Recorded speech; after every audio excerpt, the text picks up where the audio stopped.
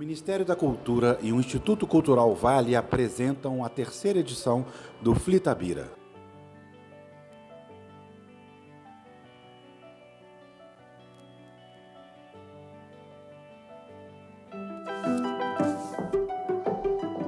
Pode ser o Grupo Corpo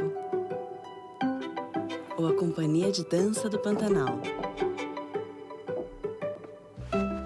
Museu de Arte Moderna de São Paulo ou Arte em Cores. Filarmônica de Minas Gerais ou Programa Vale Música. Restauração do Museu Nacional ou da Cripta da Basílica de Nazaré. Onde tem cultura, a Vale está.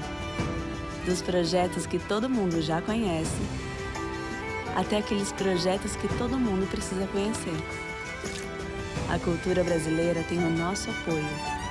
É valorizando essa cultura que crescemos e evoluímos juntos. Instituto Cultural Vale.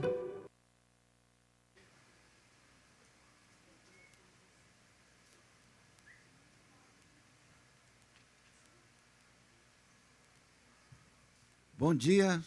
Eu adoro ver o desespero do pessoal da técnica gritando quando não presta atenção. Vamos dar início... Sérgio, eu não entendi o que você falou. Ah, desculpe. É boa tarde. Boa tarde, ou boa noite, ou bom dia, depende do momento também, que depois, quando você assistir esse vídeo, logo depois que ele for postado no YouTube. Cumprimento a todos aqui, de Itabira, todos e todas que estão nos assistindo pelo YouTube. Vamos dar início ao segundo, ou ao terceiro dia do Festival Literário de Itabira, um patrocínio do Instituto Cultural Vale, com o apoio da Prefeitura aqui de Itabira. Esse, na verdade, a gente está dizendo que é o primeiro festival e não o terceiro, porque os dois anteriores foram feitos durante a pandemia, sem a presença dos autores, praticamente. Dessa vez, a gente está com quase 100 autores presentes, somados aos autores da região, além do público presente, que também modifica todo o nosso jeito de olhar um festival literário como esse. A programação continua até o domingo e sempre aqui, nessa morada simpática que a tecnologia nos proporcionou, que é o YouTube. Tá bem? Hoje a gente tem essa mesa composta por Flávia e pela Mariana, e o assunto é poesia. Então, para começar, eu queria pedir para as duas falarem um pouco de poemas, se quiser fazer algum comentário sobre o poema, para a gente fazer um esquentamento do que virá aqui durante esses 45 minutos que a gente vai estar reunidos. Mariana, pode começar? Aliás, Mariana além de tudo, quase minha parente, né? A gente tem uma relação de familiaridade muito grande, que se conhece desde criança. E eu fico muito feliz de ter sido uma das pessoas que indicou esse livro para ser publicado pela nós. Que as duas aqui são umas excelentes, extraordinárias poetas. Boa tarde. Obrigada, Afonso. Então, Afonso está ameaçando me mediar alguma coisa comigo já tem muito tempo. É a primeira vez. Não, fizemos uma pela internet, lembra? Pela internet? Uma live. Não lembro, não.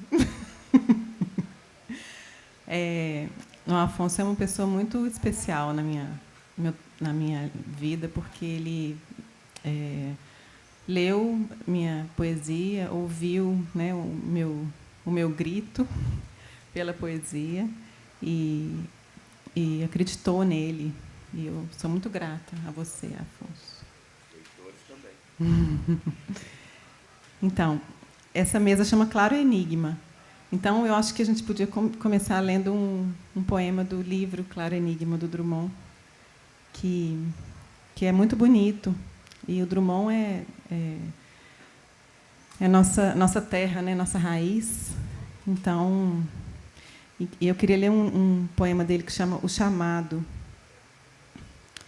Deixa eu achar ele aqui. O Chamado. Na rua escura, o velho poeta, lume de minha mocidade, já não criava, simples criatura, exposta aos ventos da cidade.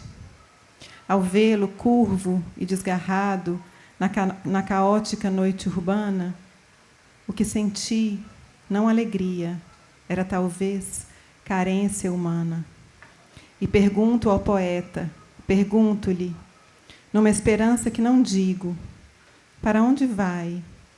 A que angra serena? A que passárgada? A que abrigo? A palavra oscila no espaço um momento. Eis que, sibilino, entre as aparências sem rumo, responde o poeta, ao meu destino. E foi-se para onde a intuição, o amor, o risco desejado o chamavam, sem que ninguém pressentisse em torno o chamado. Eu acho esse poema super lindo, porque ele fala do chamado do poeta, né? Para onde você vai? Para o destino. E o que é o destino? É o chamado. E eu sinto muito a poesia como um chamado. E um chamado que ninguém escuta, só o poeta. Ninguém sabe para onde ele está sendo chamado, só ele. E é muito misterioso e muito bonito isso. E a poesia realmente nos chama para vários lugares, ela continua nos chamando sempre. E é isso que nos faz continuar caminhando, continuar andando. Aí eu vou passar para a Flávia.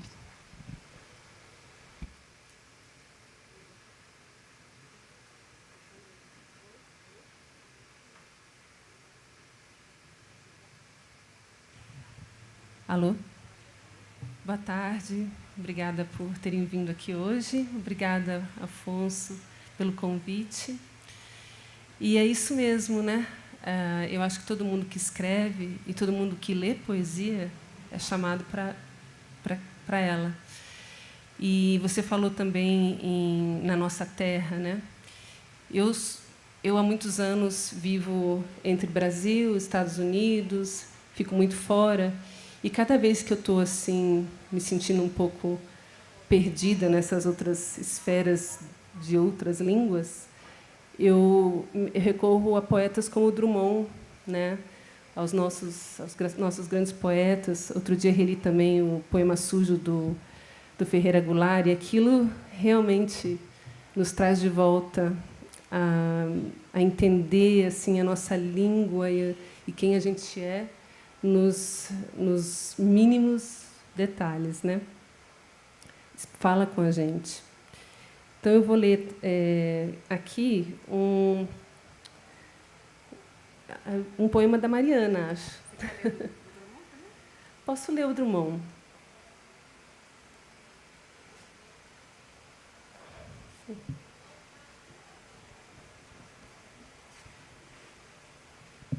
Vou ler o primeiro poema do livro, Claro Enigma. Dissolução. Escurece e não me seduz tatear sequer uma lâmpada, pois que aprouve ao dia findar, aceito a noite. E com ela aceito que brote uma ordem outra de seres e coisas não figuradas, braços cruzados. Vazio de quanto amávamos, mais vasto é o céu. Povoações surgem do vácuo. Habito alguma? E nem destaco minha pele da confluente escuridão. Um fim unânime concentra-se e pousa no ar, hesitando. E aquele agressivo espírito que o dia carrega consigo já não o oprime. Assim a paz destroçada. Eu gosto de muitas coisas nesse poema. Um dos momentos, para mim, que eu sempre procuro em vários poemas, é um momento que salta, assim, que você te separa daquilo da ordem das coisas. O poema estava indo, fluindo, de repente ele faz um desvio. E esse aqui, para mim, esse momento de desvio, é quando ele diz braços cruzados. E com ela aceito que brote uma ordem outra de seres e coisas não figuradas, braços cruzados. né? Você dá uma pausa e sai do poema um pouquinho, e você tem uma imagem dos braços cruzados na cabeça. E que esses momentos assim mais concretos, para mim, sempre me chamam muita atenção. E o Drummond é um que tem... Isso acontece muito na poesia dele, né? As imagens, elas são muito vívidas e elas te colocam assim, chegam de repente. Você podia ler alguns seus e você alguns seus.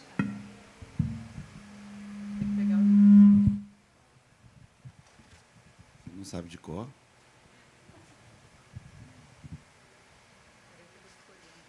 Já tem escolhido aí, Clara? Para ler? Tá.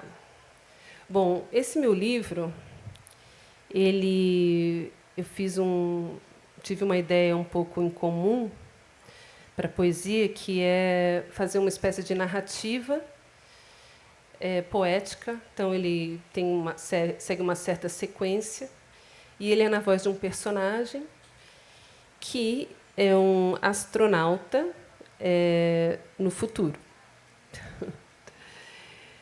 Então, eu me diverti bastante pensando nesse astronauta. E não só me diverti, mas também me sensibilizei, porque o meu exercício foi pensar daqui a 100 anos, né? Esse astronauta está na exosfera do planeta, que é a parte mais externa da nossa atmosfera, né? Antes de alcançar o espaço. E aí ele está olhando para a Terra. Ele ou ela, não defini o gênero, está olhando para a Terra e pensando não só nas coisas terrestres, o que está acontecendo, o que ele consegue ver de lá, que tipos de catástrofes climáticas estão acontecendo, mas também olhando internamente para o seu próprio, a sua própria vida, né? Ele está num isolamento. Esse livro eu escrevi um pouquinho antes da pandemia, terminei quando começou a pandemia. Foi um pouco profético para mim, pessoalmente, ter sentido esse isolamento antes do isolamento.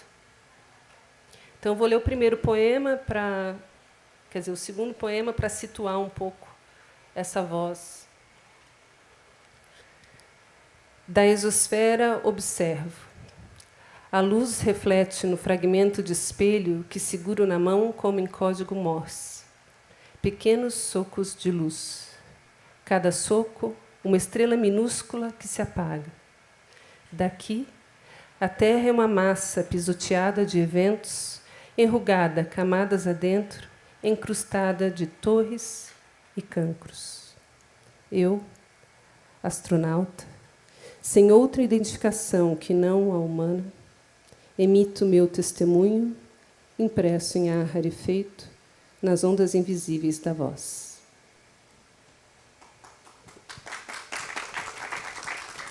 Gente, é quase uma narrativa, tem que ler o resto agora.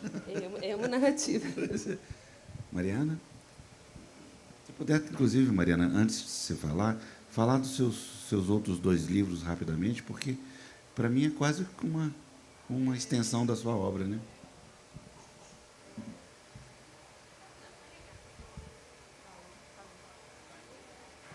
Agora tá. Então, esse livro é meu terceiro, mas realmente, como o Afonso falou, eu não. O Blanchot fala uma coisa que eu nunca esqueci. Ele fala que a escrita vai acontecendo e a única coisa que a gente pode fazer é o corte. E eu sinto muito isso. Assim, a gente corta, faz um livro, depois ela continua. Você corta, faz outro livro.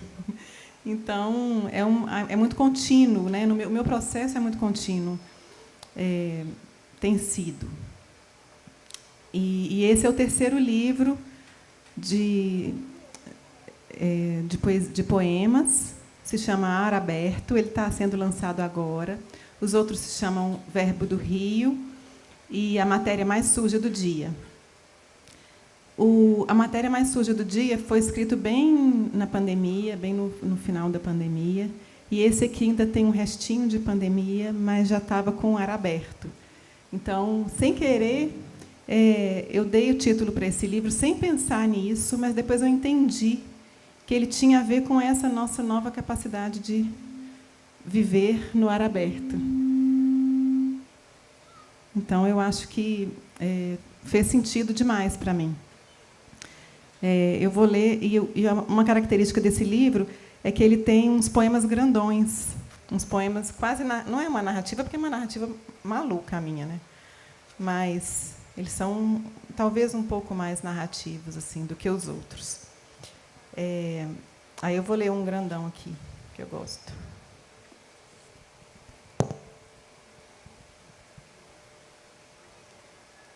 Como a noite a abrir-se em garganta, em lâminas, em pedaços dispersos pelo piso, na forma oculta do objeto serpente.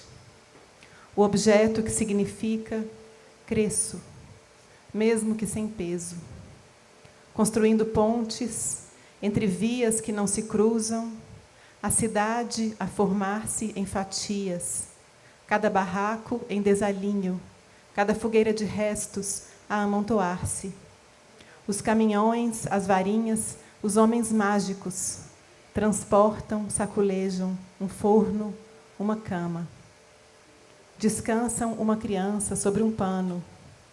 É um destino digno. Essa cama onde nos sentamos, de um tempo fora de mim, onde dormia um menino ancião. Menino lâmina e agouro, transcendência suave. Sim, aqui está o seu pouso, frio entre as cobertas, seus brinquedos, um brilho de giz. Recebo esse menino do futuro, prega botões entre duas cantigas, a de usar e a de servir. Sua blusa costurada a mim, a blusa do menino cortado de mim. Entre dois passados, seu destino flutua para um barco. Sua voz desfaz-se no desastre das águas. A haste a decompor-se em 1 milhão de soluços. Para onde vai a sua distância? Para a voz, para o botão.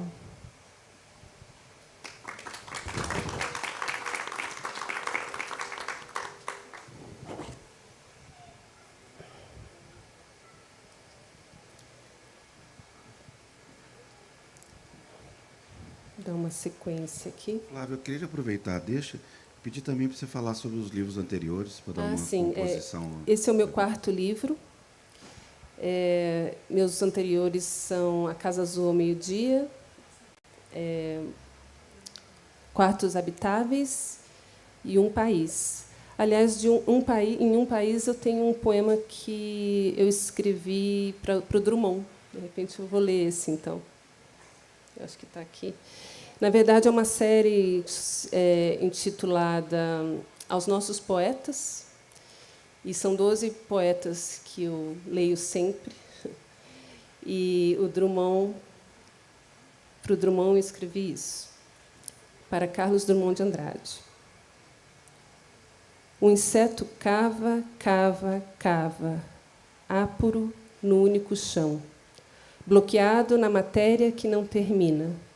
O cavar é constante e repetido, de 5 em 5 minutos no amor, de hora em hora na fome, em turnos no ato da guerra turva, à margem de outra guerra. E é preciso que alguém, ao dizer a verdade, nos entregue a orquídea escura, com os olhos luminosos, cavando à frente.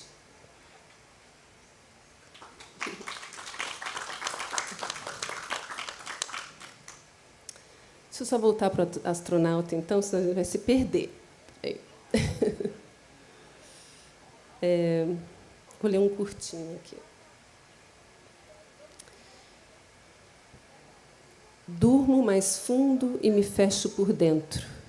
A casca metafísica me contém como um feto, indigente, aquoso, flagrante e inexperiente.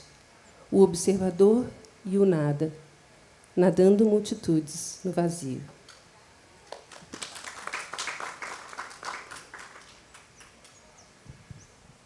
Mais algum? Você que sabe. Vocês estão muito econômicas. Pode ler mais, que está bom. Então, eu vou ler esse próximo que eu vou ler. Ele foi escrito... no meu processo de escrita, eu tenho no processo de vida mesmo, eu tenho uma ligação muito forte com os lugares onde eu vou. E eu falo que a poesia eu descobri que a poesia e a escrita é uma forma de conversar com as coisas.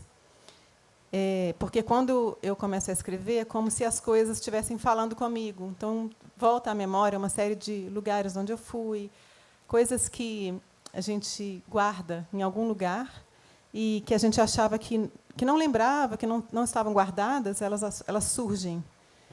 E algumas experiências são muito mobilizadoras. Existe essa palavra?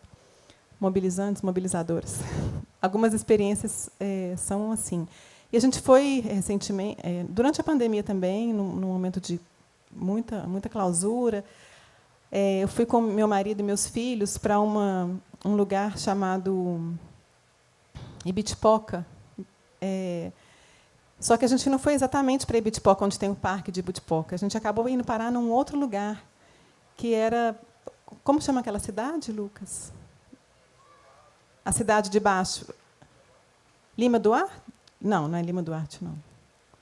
A cidade onde a gente comprou as janelas. Esqueceu? Então, uma cidade onde a gente comprou umas janelas antigas, de uma casa centenária. Então, essa cidade fica perto de uma mata muito bonita, num mar de montanhas, pequenas montanhas assim. E a gente estava no outro lado do Parque de Ibitipoca, no alto da montanha, num lugar onde existem árvores altas e grandes e madeira muito boa. E tudo era construído, antigamente, com essas madeiras. E a pessoa que nos recebeu lá, que era da casa onde a gente ficou hospedado, era uma pessoa do lugar. Então, foi uma experiência muito bonita para mim estar nessa paisagem, nesse momento, nesse silêncio, que era um momento de silêncio em vários sentidos. E aí eu escrevi esse poema.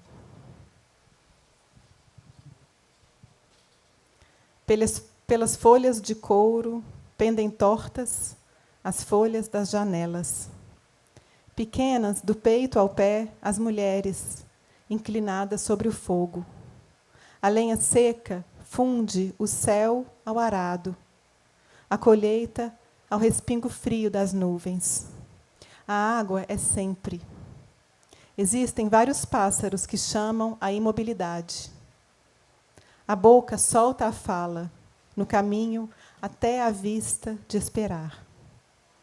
De olhar manso a égua, todo torto, escuro, veio da madeira e o último cravo. Assim, assumimos um uso outro da raiz. O menino experimenta a solidão, o alimento quente, o teor do dia. Infinita cumplicidade no olhar. Alegria extensa, a pele estirada ao fogo. A casa rumina no topo da estrada. Um romance de Veríssimo, de Raquel, de Euclides. A dor velha do homem vê-se, por detrás, o vento e o viço, e todas as coisas translúcidas. Esperamos a ressurreição das mãos limpas, das peregrinações, olhar de peixe-lobo, luminoso apenas para o alto, onde pousa, em candor, em balanço, a acender, em círculos no vento, a pura síntese da pedra.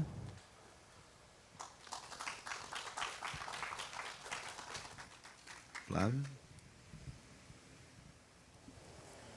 À sombra da terra, na escuridão insone, leio a diversidade botânica evolutiva, deixando o computador escolher os itens de forma randômica, faíscas comparáveis às que experimentamos nos sonhos.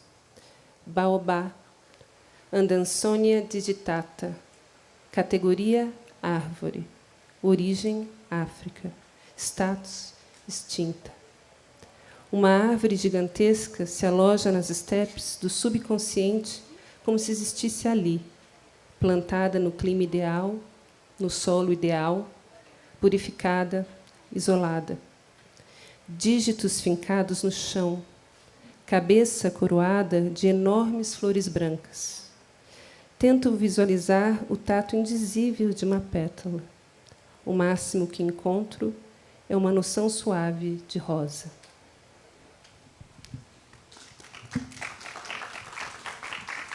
Quer ler mais um?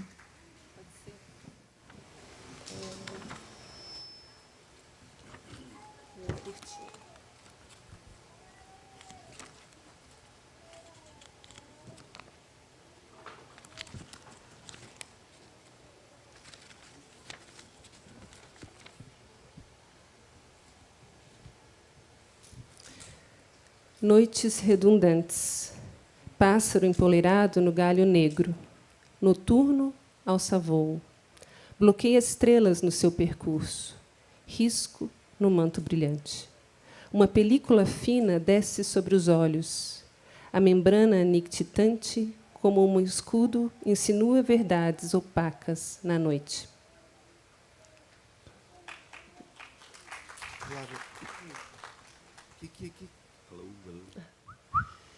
O que a poesia te exige na hora de escrever? Me exige encontrar o tempo, né? Porque a gente tem sempre tanta coisa no nosso dia, né? Tantos chamados. E, para você atender o chamado da poesia, exige um certo espaço que é muito difícil de se conseguir na vida que a gente leva hoje. Então, para mim, é tempo. Poesia é tempo. Tempo de parar, tempo de repensar o tempo. Você, Mariana?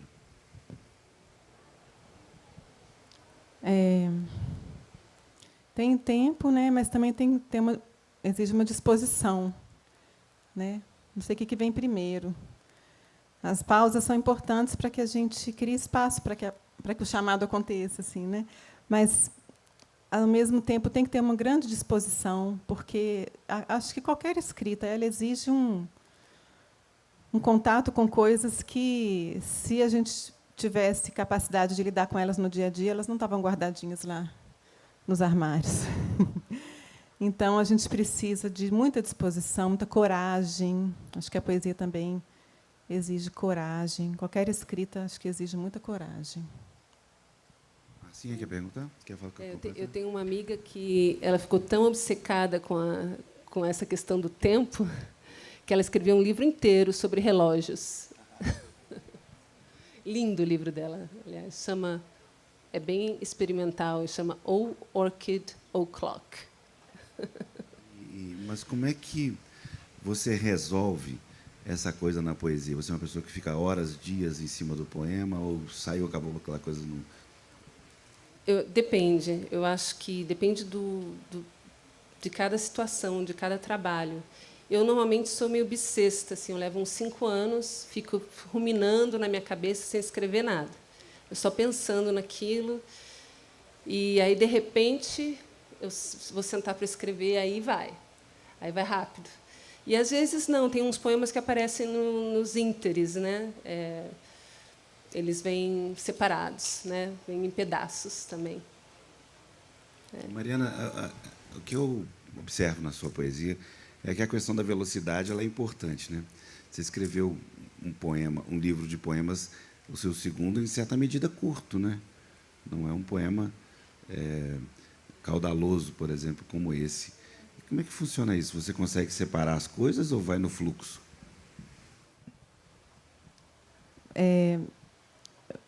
Geralmente vai no fluxo, né? Porque o que acontece é que, na verdade, eu escrevo em prosa. Meu segredo. Até o meu próximo livro, já está na metade, assim, ele vai ser de fragmentos, porque eu descobri que a prosa já é poética, ela já é poesia em si, né? Então, eu estou meio que assumindo a forma que eu já escrevo direto nela, sabe? Então, para virar poema, eu faço uma edição. E, às vezes, de um texto enorme, você tira 2 frases. Né? Isso acontece.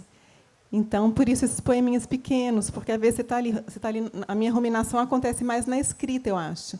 Porque eu fico ali, blá, blá, blá, blá, blá, naquele blá, blá, blá. Né? E aí, de repente, no meio do blá, blá, blá, você chega num lugar. Aí você fica naquele lugar ali, aí você respira. Aí é bom demais. Aí depois você vai saindo dele, assim, devagar. Porque também não pode sair de uma vez, senão você morre. Né? Então, eu acho que esses poemas pequenos são aquele lugar, sabe? O lugar específico que eu encontrei, que eu cheguei ali. E eu gosto muito de haikai também. Então, eu li muito Basho. Então, tem uma relaçãozinha com o haikai. E lendo Basho bastante, tentando entrar um pouco naquela vida do haikai, eu acho que eu nunca vou conseguir escrever um haikai. E eu acho que nenhum de nós nunca vai conseguir escrever um haikai. Porque ele foi escrito num tempo em que o tempo era outro tempo. A relação das pessoas com o tempo e com a paisagem e com a visão era outra. Então, o haikai é um deslumbramento com um instante. E esse deslumbramento com um instante, o máximo que talvez a gente chegue perto dele seja realmente um dos momentos poéticos. Né? Mas a gente nunca vai chegar igual o Basho chegou, eu acho. Acho possível. Você tem que estar num estado zen e tal, né? Para você conseguir captar, né? aquele momento, né? Flávia, o poema tem sempre a questão do outro, né? Uhum. Às vezes a gente escreve sabendo que o outro vai ler e o outro ou se atrasou, né? Como é que você tem coragem de fazer isso comigo? Estou aqui falando as maiores abóboras do universo por sua causa. Simone Paulino, querida. Amo você. Porque a questão do outro, na poesia, cada um interpreta de um jeito. Eu já vi poetas dizer que escrevem para o outro e pronto. Já outros dizem que escrevem para si, que está nem ligando quem está lendo. Como é que você acha ver isso? Eu não penso nisso. Para mim, o outro sou eu. Eu escrevo para mim. Mas sabendo, claro, ciente de que se eu consigo falar alguma coisa para mim, que nem eu mesma tenha claro, imagino que isso possa também ser interessante para outros. Né? Até eu estou aqui com um poema aberto que fala um pouco disso, por coincidência. Vou ler, então. É sobre espelhos. Há dias, ou noites, ou horas, não consigo encontrar o espelho. É fácil extraviar objetos quando tudo ao redor é gaveta. Arquivo vivo do mais ou menos útil. O espelho ocupa uma posição transitória no esquema geral das coisas arredias. Prova material de emoções que se auto-justificam, procurando, no fundo da pupila, um espírito irmão. Eu acho que é isso, né? A gente procura, no espelho da poesia, esse espírito do outro, esse espírito irmão. Né? Mariana, é engraçado que... Mariana, como todos podem perceber, é profundamente tímida. Mas, quando ela consegue... O que me surpreendeu é que não só a poesia da Mariana não é tímida, como ela, quando tenta se expressar, consegue. Yes. Não é, Lucas? Bom isso. Então, assim, nesse ponto, eu já te vi, por exemplo, ansiosa para que o livro saia. Né? Então, assim, eu faço a mesma pergunta, como é que fica o outro? O outro. Então, o outro me visita na escrita. Então, eu tenho alguns poemas que são dedicados a pessoas e a coisas, e a situações, né, como esse que eu acabei de ler. Então, o outro, sim, ele é bem presente na minha escrita.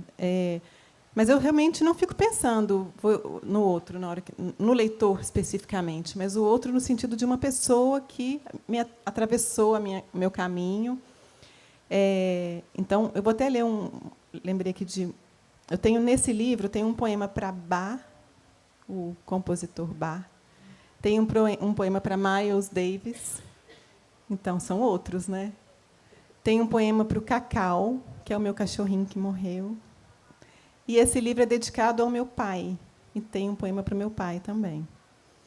Então, eu acho que, muitas vezes, tem um outro na minha escrita. Eu quero que você leia o do seu pai.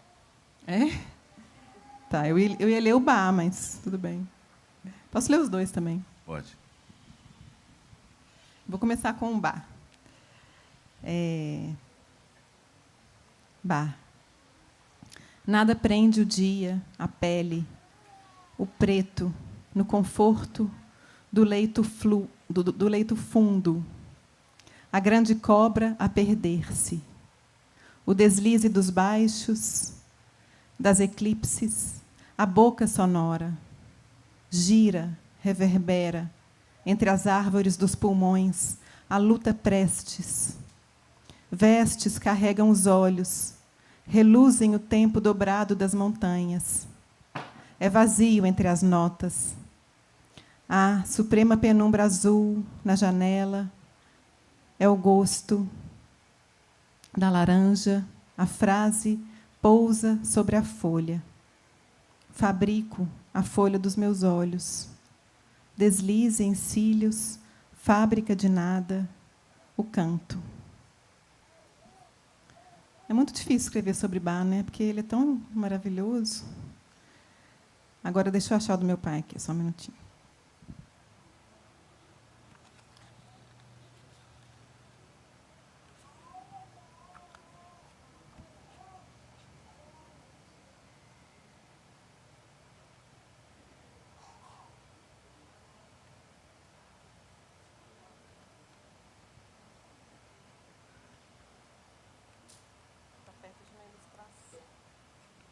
Tão bom ter a Márcia Tiburi aqui na frente.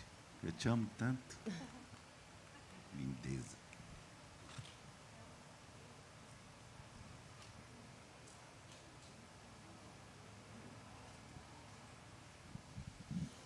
Ainda bem que a Simone botou ele... Não, Simone não, foi a Gabi, né? Botou ele do lado de uma ilustração. Inclusive, todos os meus livros têm desenhos que são meus também. E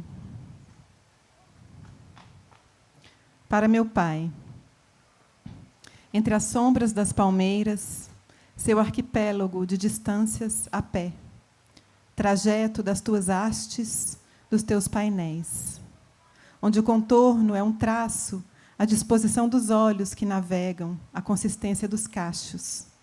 Em aproximação e medida, a paisagem te subtrai, te ama em camadas. Senhor das árvores, de cascas brutas, entrando na terra para bater-se e sair em desalinho, os muros todos derrubados. Para a curva suspiram seus passos, para a volta que almeja cantar até o sopro último do pássaro, entre as árvores que te respiram, das quais serás o bafo quente da tarde, onde estavas escondido. Para ti, esse canto triste que tropeça o olhar.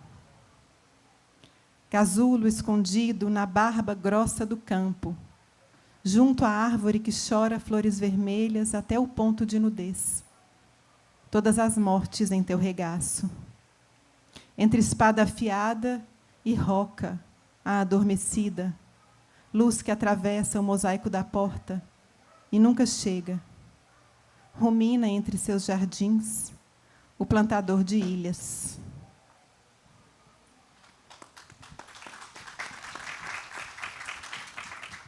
Senhor das árvores. Senhor Genial. Das árvores, é lindo. Lindo, Lindo, né? lindo.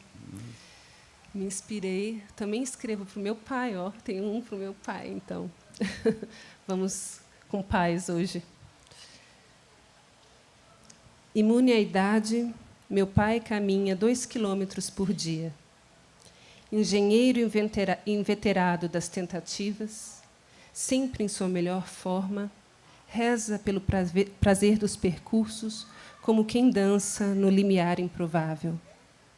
Cultiva mudas pelo caminho, arranca ervas daninhas da consciência, embarca na metodologia das esperas visionárias, como quem vê campos vastos alongando horizontes. Vai de encontro à transitoriedade dos destinos, procurando sempre a bifurcação mais próxima, a clareira mais aberta.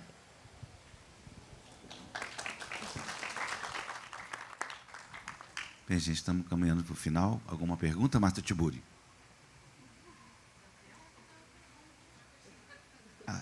Pois é, Simone. Não, agora, sério mesmo, fala aqui um pouquinho.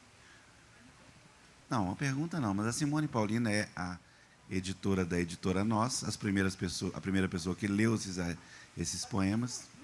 Queria só que você falasse um pouco sobre essas duas pessoas maravilhosas que estão aqui no palco. Gente, desculpa o atraso, mas não fui eu que me atrasei, foi a logística toda que se atrasou. Né? Eu vinha vindo e ouvindo a voz da Mariana falando, né, enquanto eu estava chegando aqui. E aí cheguei, tá a Flávia também aí falando os poemas dela, né? E enganando todos vocês, né? Porque essa fala mansa dessas duas, ela mascara o apocalipse que elas estão anunciando, né? Então, queria que vocês falassem disso, né? Por que vocês escolheram... Essa era a minha primeira pergunta, que eu já tinha ensaiado. Por que vocês escolheram anunciar o apocalipse com tanta doçura, com tanta cordura, para usar uma palavra que me lembra Minas, né? Porque Flávia, em Exosfera, está falando da perspectiva de um astronauta que vê um planeta destruído, vê espécies extintas, né? E Mariana está olhando com uma lupa, né, o rio, as montanhas que são cortadas, né, essas montanhas de Minas, né? Então, elas estão anunciando o apocalipse, só que ternamente, né? Queria que vocês falassem um pouquinho disso.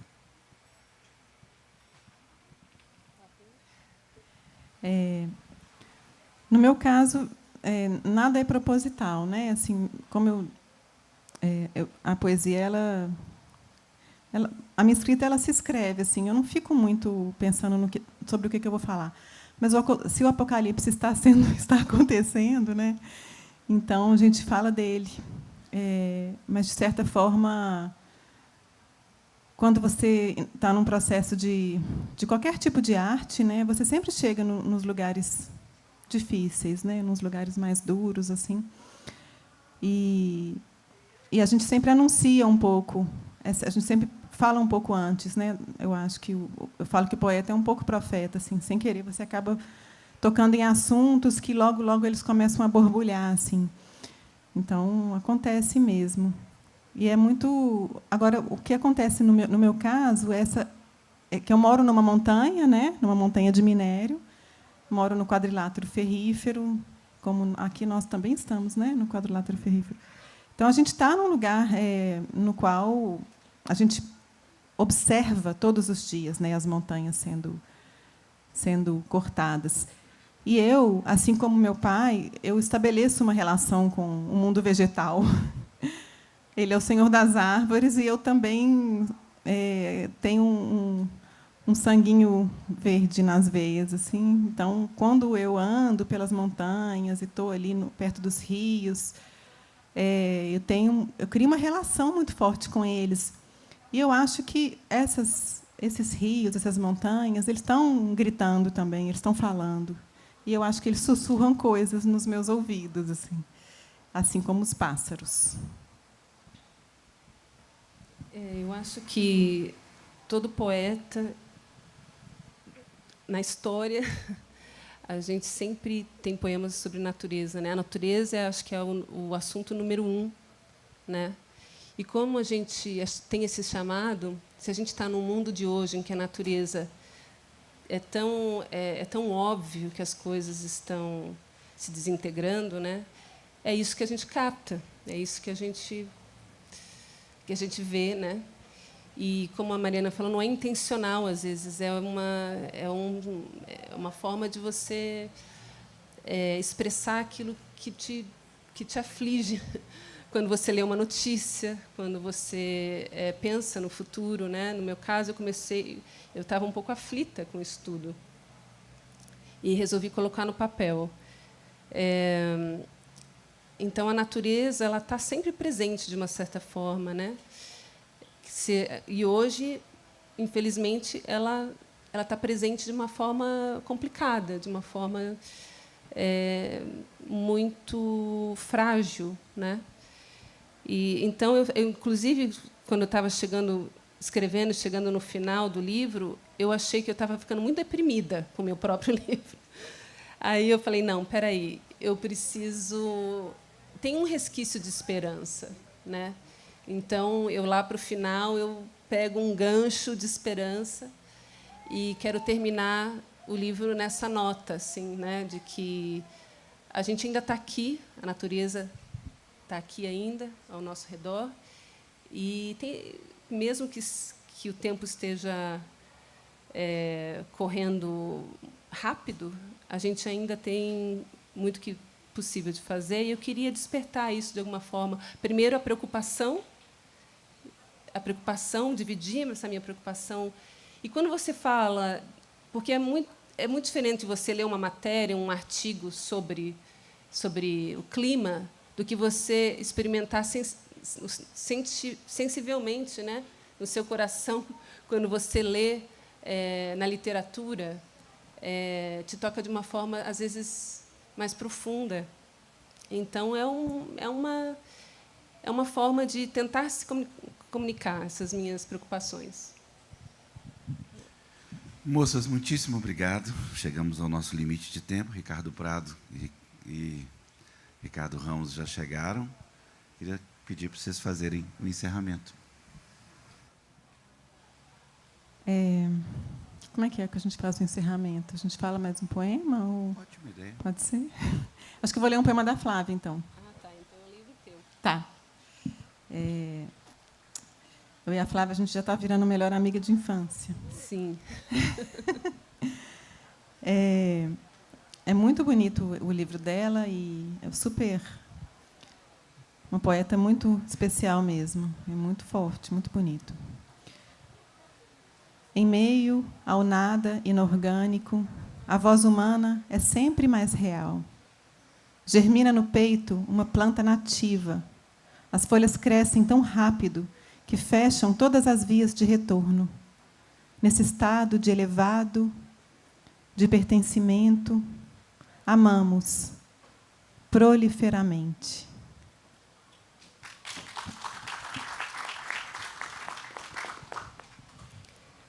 Cavalo marinho.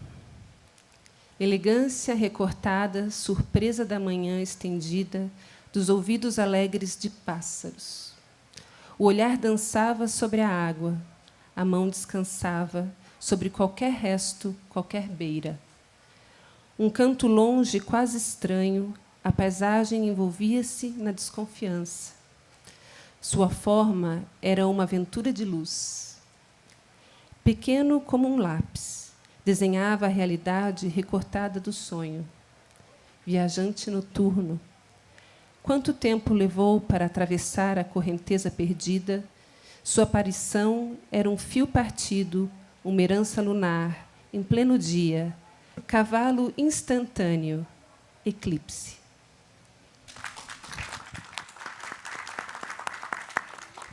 Já acabou.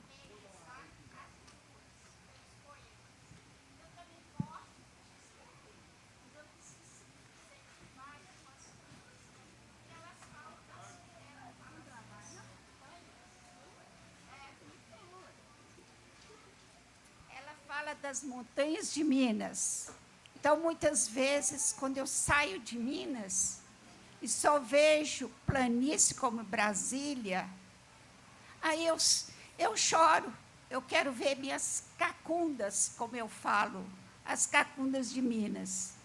E quando eu vejo, em volta da minha cidade, todas as montanhas pulverizadas, aquelas montanhas que estavam no hino de Itabira, agora já não existem mais. Quando aqui cheguei, ainda tinha um pedaço do Cauê. Hoje não tem mais. Era uma cratera imensa, né? Tinha outras montanhas, como a Serra do Esmeril, também está sendo pulverizada. E muitas vezes esses pós entram pelas nossas casas, né? O pó vem, ou muitas vezes, quando era antes aquelas estrondos, que os vidros das casas até quebravam, sabe? Eu tive que fazer uma reforma na minha casa porque os vidros estavam quebrados. Então, você sentia como se fosse um terremoto. Então, quando eu senti ela falar das montanhas, eu falei assim, eu vou parabenizá-la. Porque é isto. Muito obrigado. Quando eu vejo ela falar das árvores, eu também tenho projetos de pôr árvores no meio do caminho. Muito obrigado.